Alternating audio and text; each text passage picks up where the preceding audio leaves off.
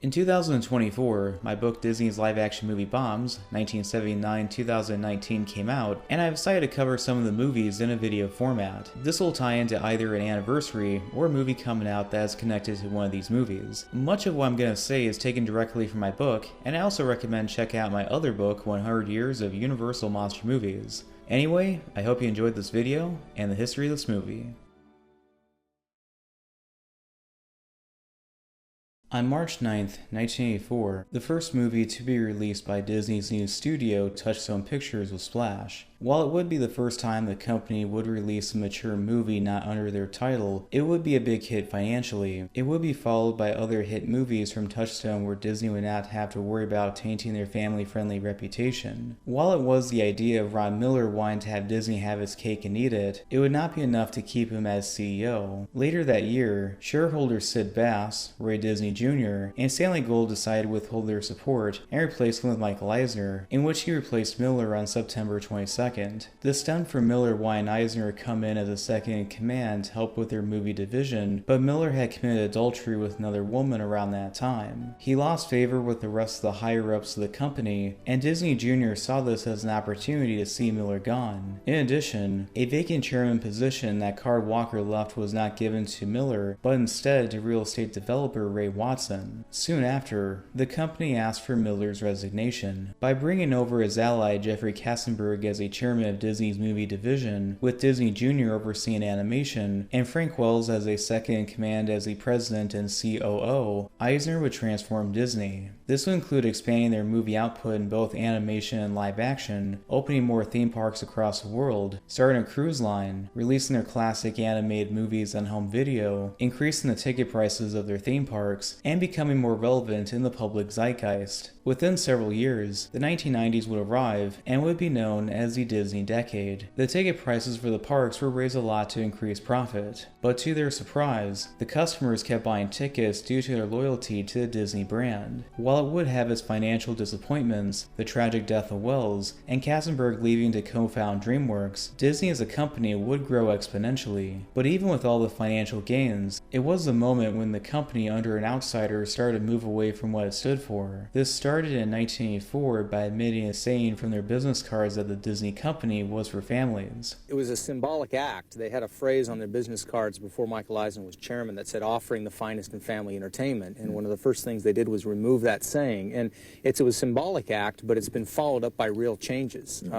We found out, for example, to our surprise, that in 1989, Disney became partners with a couple of cable companies in a venture called Viewer's Choice, which is the largest pay-per-view service in the country, and among the films that it offers are softcore pornography. And by that I don't mean, R-rated films with nudity. I mean exclusive films produced for this Disney-owned service by porn stars like Marilyn Chambers and Becky LeBeau. The last live-action movie that lost Disney money that Miller was connected to was Return to Oz. In 1980, Academy Award-winning editor Walter Murch was in a meeting with studio production chief Tom Whithill about writing a movie for them, and Murch wanted to adapt at least a book in the Oz series by L. Frank Baum. It was then decided that Murch would write and direct it, making it his first feature-length movie, but he would be joined in writing it with Gil Dennis. In 1981, Miller decided to make the go-ahead of Return to Oz because Disney had the movie rights to all but the first book in the series for 30 years. He also wanted to make it soon before the rights would expire. This stemmed from back in the 1950s when Disney had the idea to adapt the books into TV, but it proved to be too expensive. It was also decided to not make this connected with any of the movies before and to be a separate movie. While Murch and Dennis would write a script, it was decided to make it primarily based on the Marvelous Land of Oz and Ozma of Oz, while also borrowing characters and story elements from Tick-Tock of Oz and the Tick-Tock Man of Oz. Notes were taken from the Michael Levy book, Wisconsin Death Trip, as a reference for the late 1800s in which the story would take place. The first draft was turned in by the spring of 1982, but Disney felt that it was too bleak, scary, and strange. The script went through 7 drafts to tone it down for the studio's specifications. While the movie was in development by November 1983, Will Hitt was replaced by Richard Berger as the president of production. For the lead of the movie to play Dorothy Gale, Walter Murch had around 1,000 girls audition for the part. Then by the fall of 1982, virtually unknown child actress Fairuza Balk auditioned and was picked against the 600 other girls her age in the Vancouver area of Canada. Even though she won out against those girls, she had to be vetted against several other finalists from other countries before she was chosen the following year. By that time,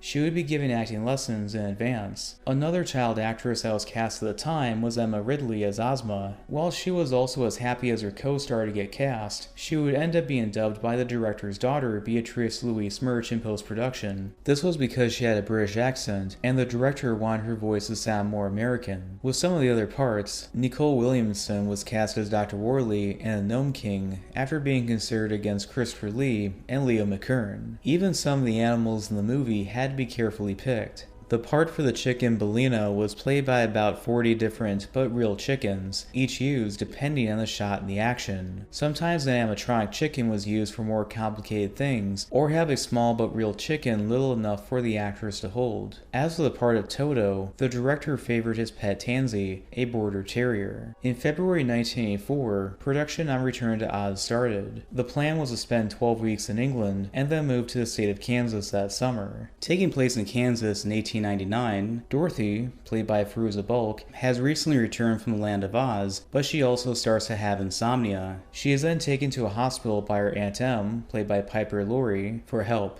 But Dorothy is mistreated by Dr. Worley, played by Nicole Williamson, and Nurse Wilson, played by Jean Marsh, with electric shock therapy. But when a storm takes out the power, Dorothy escapes with the help of another girl her age. The farm home of Dorothy was filmed in Wiltshire, England. While the farm exterior was filmed over at the Down Barn Road over in Salisbury, the interior scenes were filmed inside the Army Cinema over at West Down Camp. As for the clinic, the interior was filmed on Stage 1 at Elstree Studios in Hertfordshire. Before they escape, the lights on set were brightened to get the reflection of the other girl in the scene to be seen, but the stray hairs on her head would ruin the shots, and the take needed to be redone multiple times. This other girl would be played by Emma Ridley, and her co-star would run around the set and the studio to have fun. All I remember mostly was everyone trying to hunt down for Fairuza and I, because we'd be running around Elstree Studios, and I think they were filming a James Bond movie at the time, so we'd get lost on the James Bond set, and and they were all frantic. Where are the kids? Where are the kids? And of course we were supposed to be in the schoolroom upstairs studying, which we were never. Dorothy then escapes with the other girl, but they go into a river, get separated, and Dorothy makes it back home. She goes into a chicken coop, and she finds herself back in Oz. The exterior Kansas scenes were partially filmed in that state, but mainly over at the Salisbury Plain in Wiltshire. All the river scenes were inside a soundstage, and unlike the outdoor scenes over in the Salisbury Plain where Balk was freezing, the water was very warm. But that was the least of their worries. It was very intense. They built a river that was big, and there were these huge pipes with that the water would come rushing out of, and they put dye in it so that, or powder or whatever, so that it would look like a muddy river in a storm. I was nervous about drowning. I was nervous I would get caught or something would go wrong, and again, they had divers in there, they had everything to make sure that I would be all right.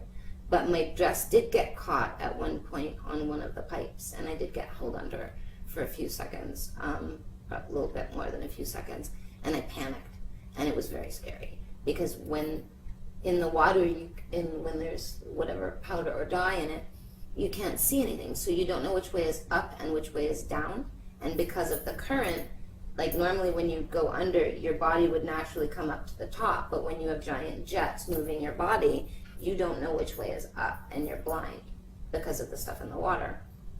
But the stuntman got the dress off of the thing and got me up and got me out.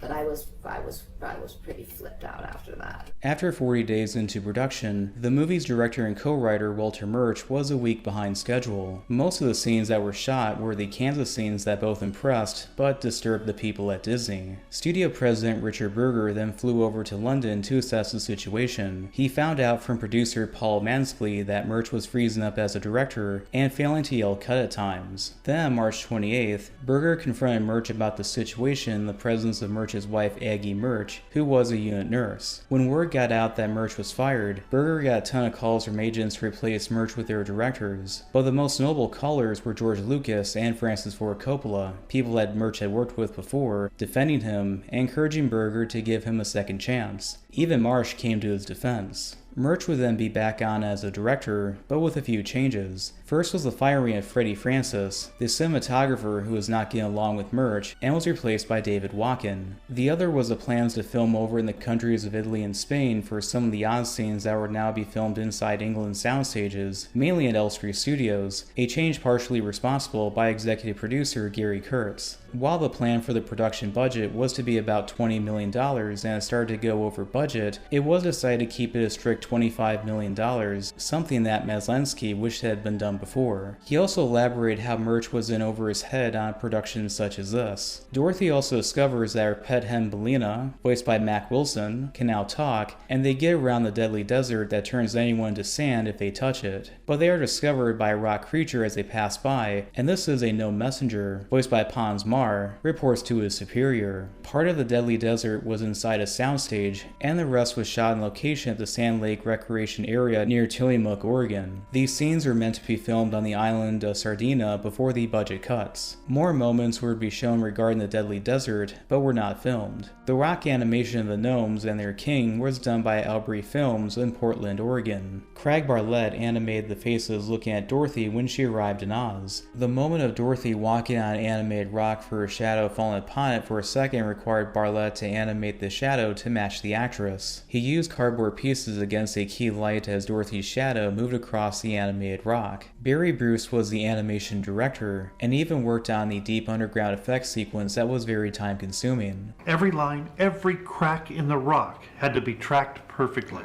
Barry was lucky to get 10 frames done a day, but it looked amazing. Not only does Dorothy find the yellow brick road in disarray, but finds the Emerald City is in worse shape. She also finds that other people are there, including her old friends, have been turned into stone statues. Not too long after, Dorothy and Belina are attacked by the Wheelers. The ruins of the Emerald City were shot in the backlot at Elstree Studios. The actors playing the Wheelers, whose leader was also played by Pons Mar, had limb extensions with their wheels attached at the ends, and they just needed a squeeze to break. While the Wheeler characters would end up frightening some children at the time, what bothered Balk more was encountering a vampire movie that happened to be filming nearby. Dorothy and Belina then take shelter inside a secret room nearby and run into an ally named TikTok.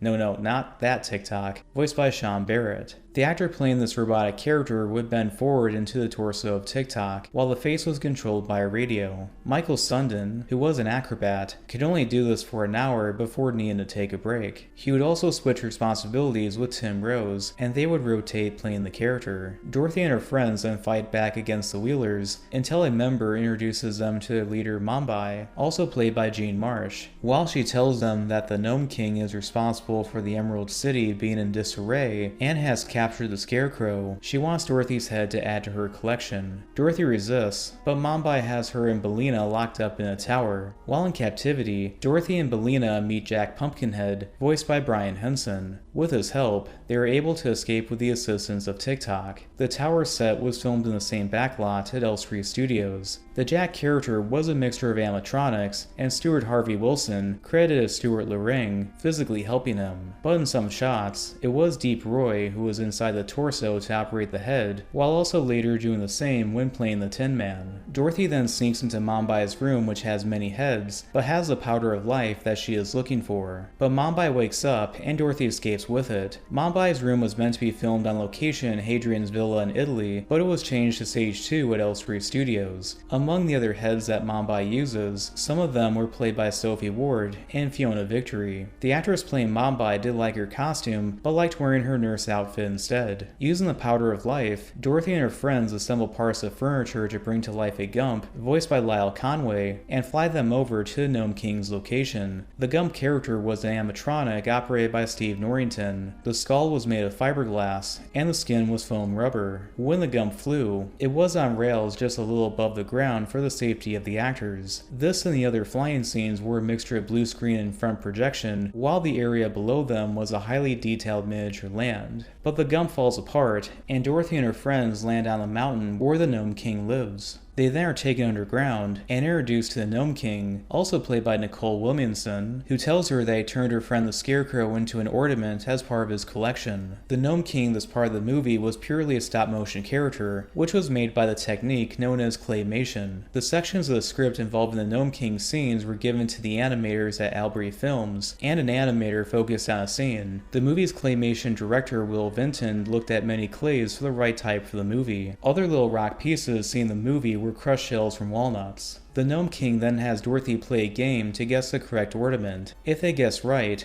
the Scarecrow will be freed, but the wrong guess will turn each user into stone. As each of Dorothy's friends turns into stone by guessing wrong, the Gnome King materializes into a more human-looking form. The Gnome King on the wall was built at half scale to look more natural and realistic, a lot bigger than most miniatures at the time. An animatronic arm with a rubber exterior in a few shots would interact with Dorothy, while the arm by itself in other shots was stop motion. As for the character becoming more human-looking, it was a mixture of clay and rubber. Mark Gustafsson made a more human-looking Gnome King by having the body on metal plates so the upper body could tilt. Further in, the rest of the character was a real actor in costume and makeup. The Gnome King reveals that he was able to take over Oz with the ruby slippers that Dorothy left behind. Because of the decision to make the slippers look as they did in the 1939 movie, Disney had to pay MGM a fee to use them. Many pairs of ruby slippers were made, varying in foot size and heel length. It then became an in-joke for the cast and crew to click their heels together when the slippers were on set. Dorothy then goes into the ornament room and guesses right to free the Scarecrow, played by Justin Chase. They then do the same to their other friends, and the Gnome King regresses to his monstrous form. He then blocks them from leaving, his gnomes corner them, and he tries to eat Jack. But Bellina, who was hiding inside Jack's head, lays an egg out of fear. The egg falls into the Gnome King's mouth, poisoning and killing him as a result.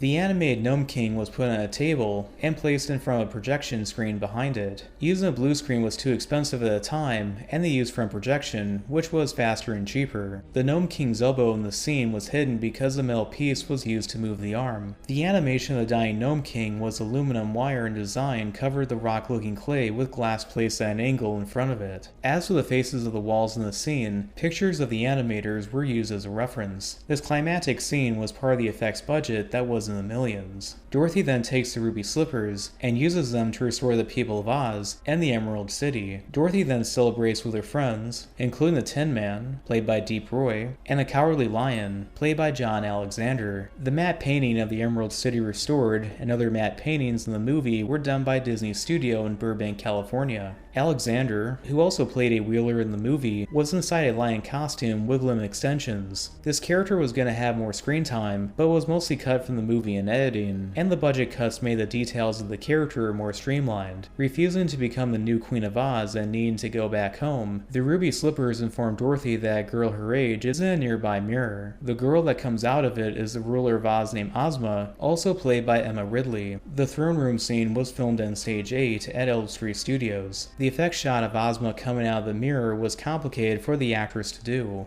There was a big wall, and behind the scenes is all completely unglamorous. It was plastic glass, and they put slits in it for my arms, my shoulders, my face, and I literally had to headbutt the glass.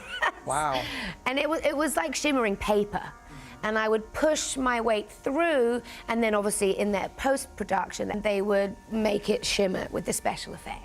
The final moments in the Emerald City were reshoot because the gold lace dress that Ridley wore blended in too much with the gold-looking sets, and Ridley would now wear a dress made of green and white. Ozma then sends Dorothy back home. Dorothy is then found by her Aunt Em and Uncle Henry, played by Matt Clark, and tell her that the hospital that she escaped from was now condemned for being burnt down, as well as Nurse Wilson being arrested. The movie ends with Dorothy back home, sees Ozma in the mirror to help her keep Oz a secret, and Dorothy later playing with her dog Toto. Finishing that October, the movie ended up going over budget at $28 million. Part of the reason why the movie went over budget, aside from Murch being behind schedule, was the time dedicated to Bulk's education lessons and breaks, in which her mother was on set to make sure everything was alright. The rules over in England prevented journalists from interviewing Bulk, having her take time to catch up on her schooling, and working limited hours between 9:30 a.m. to 4:30 p.m. Since she was in most scenes in the movie, this slowed things down, but Murch did not mind this because he was happy with her as Dorothy. Even with this movie being a reminder of the former Ron Miller years where Michael Eisner wanted to move past that, Disney spent a lot of money marketing this movie. Some of the merchandise and tie-ins included toys of Dorothy's friends, stickers and bubble gum with the top Card Company, and mail an offer of hand puppets for some of the characters to the purchase of Smucker's preservatives. A few children's books were published through Golden Book and Purnell, as well as a video game of the same name by US Gold for the Amstrad CPC and the Commodore 64. But the video game would not be available until a year later. Disney wanted to premiere this movie, and they're upcoming The Black Cauldron in New York City's Radio Music Hall to rent it out for 10 weeks starting in June 1985. But the Rockettes protested because it was stopped their performances for the first time in decades. Disney was also hoping that the summer release for the movie would maximize the number of children to see it, since school would be out for that demographic. But on the weekend of June 21st, 1985, it opened at 7th place at just $2.8 million. It lost to new releases, such as Cocoon by 20th Century Fox and Life Force by TriStar Pictures. It also could not win against other movies that are already out before. By the time it was done in its theatrical run, it managed to make only about $11.1 million at the domestic box office, without much help from the foreign market. With its production budget, combined with a $6 million